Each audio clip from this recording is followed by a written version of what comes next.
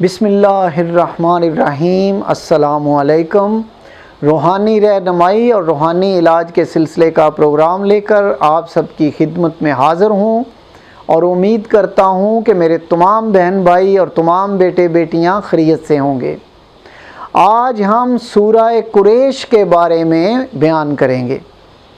اگر کوئی محتاج ہو جائے تو بہترین طریقہ یہ ہے کہ بعد نماز عشاء 70 مرتبہ 70 ٹائم سورہ قریش پڑھیں گے کہ 3 دفعہ اول درود پاک پڑھیں گے، پھر 70 مرتبہ سورہ قریش پڑھیں گے اور آخر میں پھر 3 دفعہ درود پاک پڑھیں گے، اور اپنے اس تکلیف کے لیے، محتاجی کے لیے دعا کریں گے اللہ تعالیٰ سے یکسوئی سے، اور آپ یقین کریں کہ اللہ تعالیٰ ایسے اسباب پیدا فرمائیں گے کہ آپ کا یہ محتاج ہونا، یہ نجات مل جائے گی اس تکلیف سے، بلکہ آپ کے رزق میں بے حساب برکتیں عطا فرمائیں گے اللہ تعالیٰ۔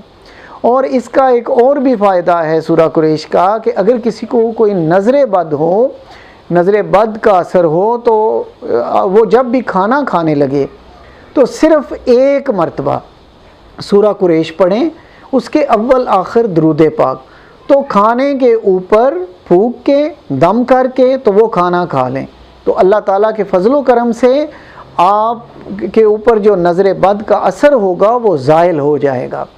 اور اس کا ایک اور بھی فائدہ ہے، یہ بہت ہی برکتوں والی سورہ ہے کہ اگر کوئی 101 مرتبہ سورہ قریش پڑھتے ہیں، اول آخر 7 مرتبہ درود پاک کے ساتھ، تو اللہ تبارک تعالیٰ اس دنیا میں اسے ہر قسم کے شر سے محفوظ رکھیں گے۔